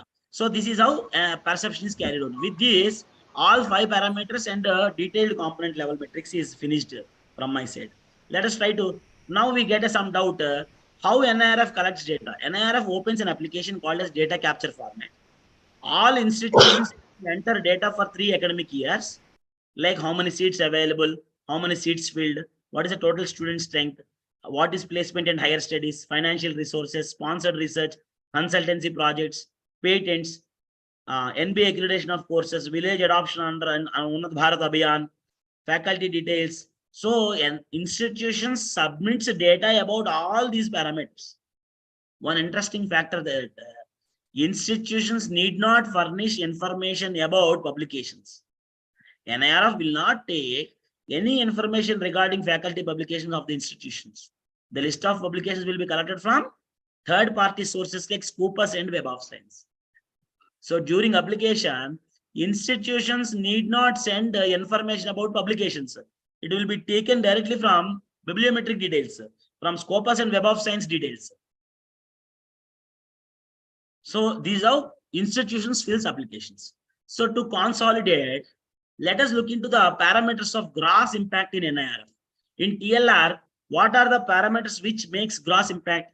So if you remember this, maybe on a frequent basis, we can have a naked eye on the performance of the institutions in these parameters. Enrollment ratio, admissions into PhD programs, faculty student ratio, number of faculty with PhD, experience, capital expenditure, operational expenditure. In research and professional practice, how many publications, what is the quality of publication in terms of citations, how many patents are being granted and published, how much money is earned through research and consultancy grants. In graduate outcomes, how many students being placed, how many went for higher studies, what is the pass percentage, what is the median salary, how many graduates have been coming from PhD programs. In outreach and inclusivity, how many girls, how many boys, how many women faculty, how many joining from other states, other countries, how many institutional scholarships, what are the facilities for PhD students. In perception, response from employees and academic peers for the survey means how many employers or how many academic peers have good perception about our institution. See, if they have a good perception about us, then only they will include our name. One important factor you have to remember, whom gets perception email is very, very confidential. Institution have no clue about this perception email. Since I got an email last year, so my institute, I can understand the whole perception methodology. Otherwise, you don't know. To conclude, NIRF parameters are 5: teaching learning resources with 30% weightage, research and professional practice with 30% weightage, graduate outcomes with 20% weightage, outreach and inclusivity and perception with 10% and 10% weightages. The floor is open for questions. This is my end of my presentation.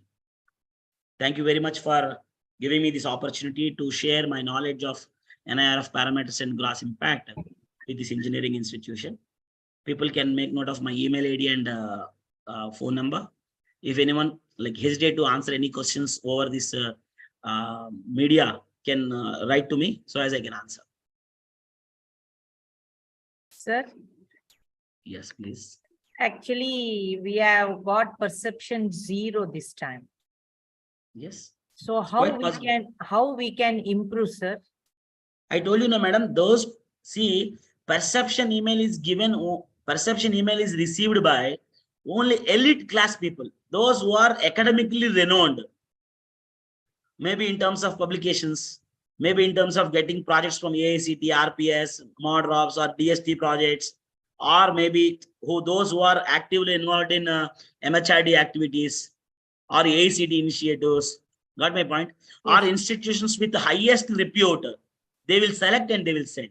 I'm very fortunate that I got an email last year.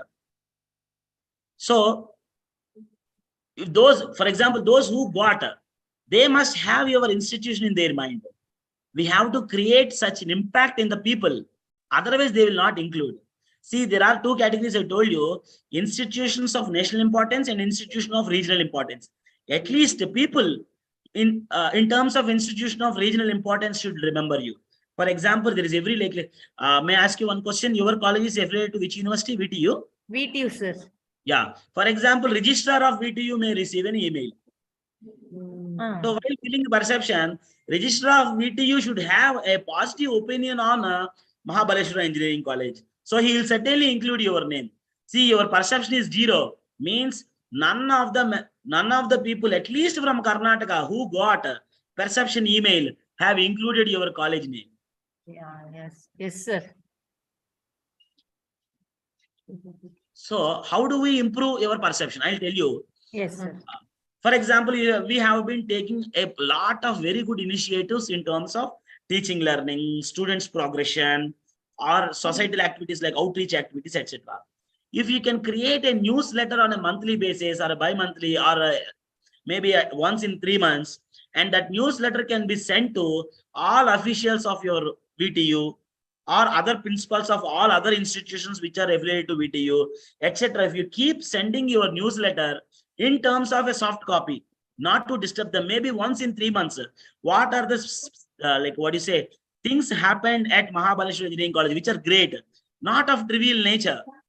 For example, a blood donation camp have been conducted, or one of your students got 44 lakhs in Microsoft, or 100% students are placed, or you got A++ accreditation, or A+ NAC accreditation. I know you got A+ recently. Am I right?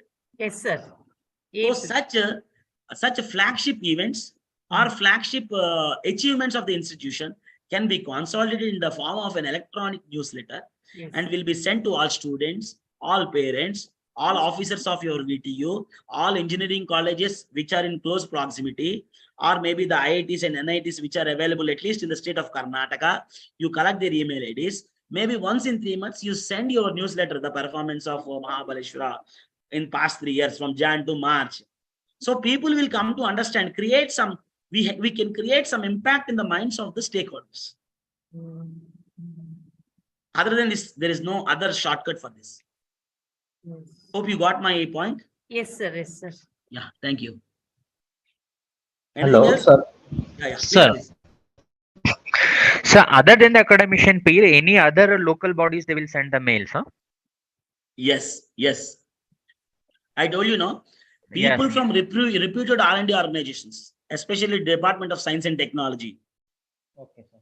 STERB, AICT, Ministry of Entrepreneurship, Innovation and Entrepreneurship divisions. Okay, sir. Okay, sir. There Any will- local bodies, sir? Regional, No, local body they will not send. I think you know the regional directorate of Innovation and Entrepreneurship in Karnataka, where it is. So the officers of them, maybe MSME is also now actively participating in R&D activities of engineering institutions across country. Okay, sir. Okay. DST people. Okay. So maybe some top people of DST, maybe Visual Technology University registrar or College of Engineering principal or your vice chancellor certainly will get. IIC Bangalore, many professors will get. I know one professor from IIC Bangalore belongs to instrumentation. Others will yet to come or they will not come. No, I didn't get it. Put the message in the class. Sorry, sir. From Sir. web Next lab, disturbance. you want to come? Web lab. See who, I'll tell you one point. Who gets email doesn't matter. Who gets email doesn't matter for us at least.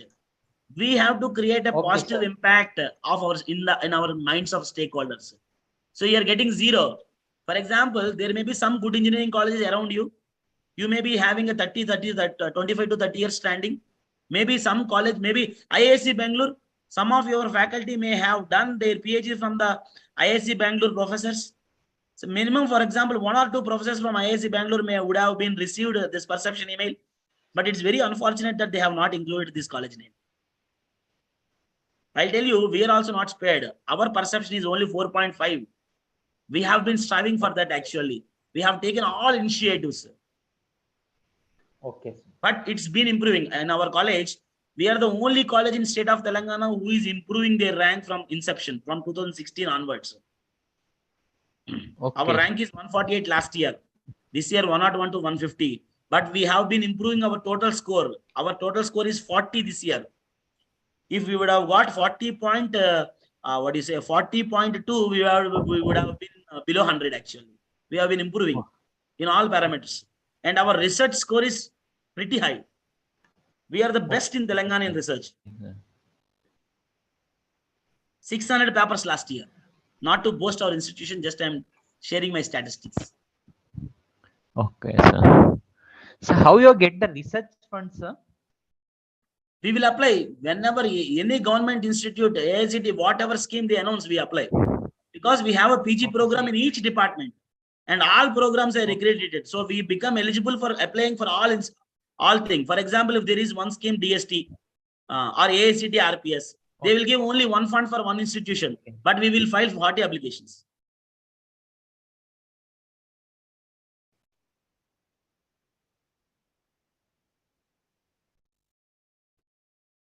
Okay, sir.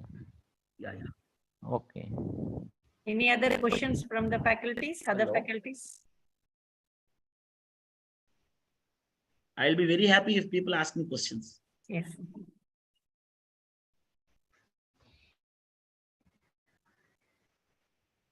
To consolidate with people who are working on NIRF application, like NIRF, every institution is having an NIRF nodal officer.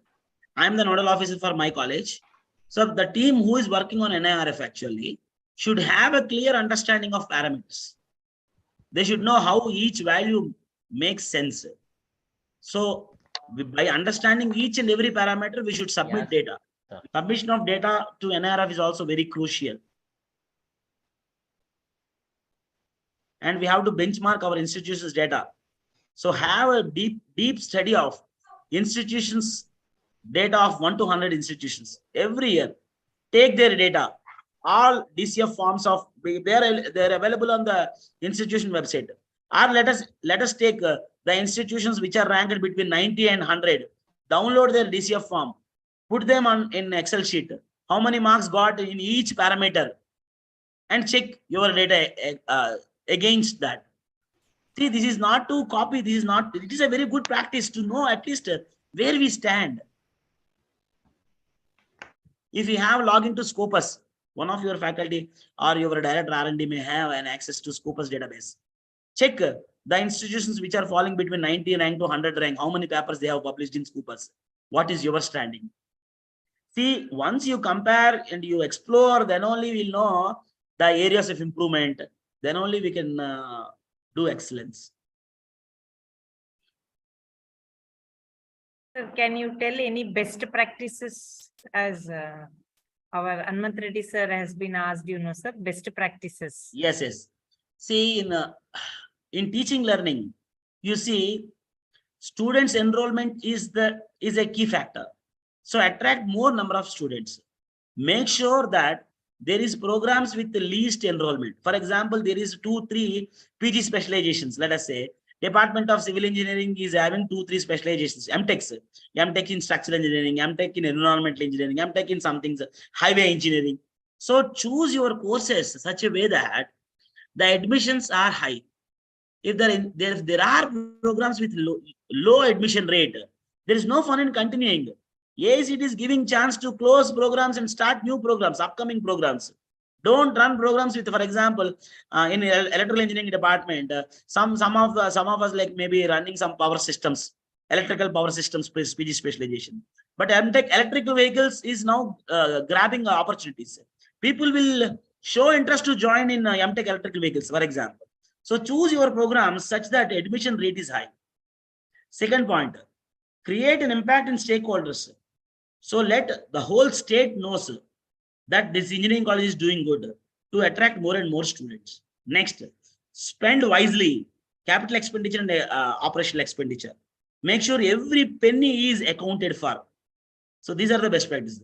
In research, already while telling, I told you, the best practice is conduct conferences, but the papers must be indexed in either in Scopus or Web of Science. Have MOUs with publishing houses. They will give you windows, publication windows. All papers published are like accepted for those conferences will be indexed in Scopus. So like that, we can have collaboration with nearby institutions, have a collaborative research work. Both institutions gets advantage because NIRF sees institutions affiliations, but not the number of the other. Either the first other, or second other, third other, does not matter, or corresponding other, does not matter. Your institution affiliation is there or not. Make sure all faculty follows the same affiliation. Someone will write RMYEC, someone will write RMY Mahabaleshwara Engineering College, like that. So have a habit of writing institution affiliation correctly. Otherwise, in Scopus database, some of the papers will be missed. And encourage faculty to publish more and more work. For example, at our institution, if a faculty if a faculty gets a patent or ready to submit an idea for patenting, institution will give 75,000 as a grant for him. If a faculty is ready to publish a patent in the name of the institution, means if the applicant is the institution, my college will give 75,000 towards attorney fee. I need not pay from my pocket. And every faculty have a facility to use rupees 10,000 in a financial year towards conference article processing charges. See, I can write one paper and I can pay from my pocket. If institution wants me to write another paper for the benefit of the institution, I cannot pay from my pocket because article processing charges now are being very, very high, means 15 to 20,000. So what our college is doing, they are giving 20,000 for each faculty in a given financial year. They can use. This is how we can improve publications. So these are some of the practices. Anyway, perception, best practice, I told you. In graduate outcomes and university examinations, we cannot do anything. Placements, have very good placements. Invite as many companies as possible. Your board of governors have high impact people. So use their contacts and get as many companies as possible onto board so that the placements is improved. Higher studies, find out what is the percentage of students going for higher studies from your institution. Find out to which country they are going. Have some collaborations with some institutes. Have a small exhaustive small program for GRE and TOEFL in the institution itself. Have tie-ups with institutions. We have 10 MOUs with foreign universities to send our students there, maybe during their graduation or post-graduation.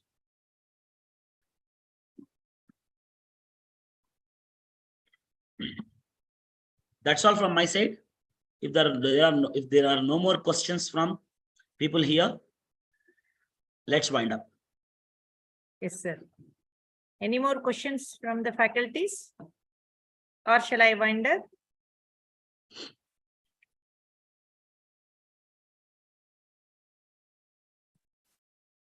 So at the last, I like to give a vote of thanks. I humbly convey deep regards and hearty thanks to our resource person, Dr. Gopala Krishna, for giving us and giving valuable inputs to achieve rank in NIRF. I thank our management principal and vice principal for supporting us in conducting this webinar. I also thank all HODs, coordinators, teaching and non-teaching staff for various departments for participating in this webinar. Thank you one and all. And before we do, I request all the faculties to switch on their videos to have one screenshot. I request all the participants or faculties to switch on their videos to have a screenshot. Vargi Viresh sir, please take one screenshot.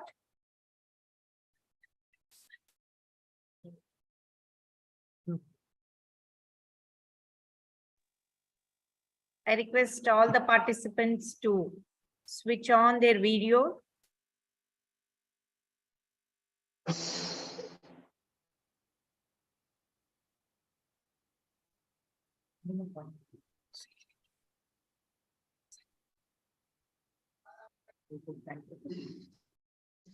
Thank you.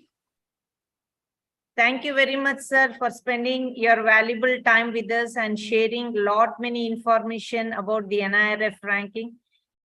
We will come back to you if we have any doubts.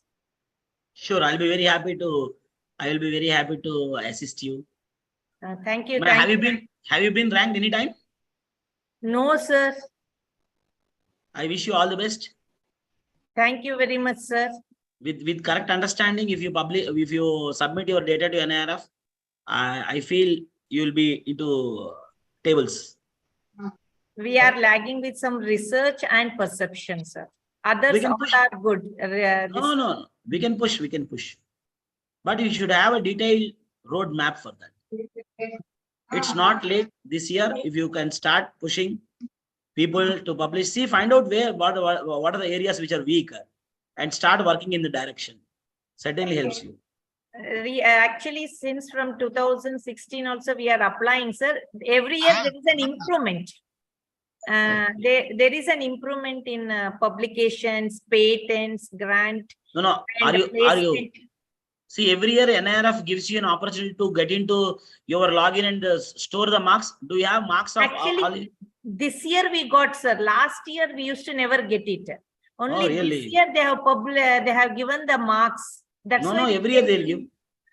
Are you the nodal officer last year also? Yes, sir. Every year they'll give all non-ranked institutions. Every year they will give opportunity to download the marks. Okay. I think you would have missed it. Yes, sir. Yes, sir. No issue. This year at least you have data. Yes, sir. I have data.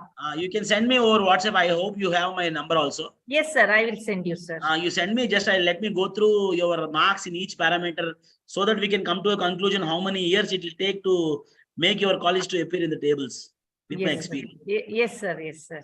Thank you, sir. Thank you very much, sir. All the best.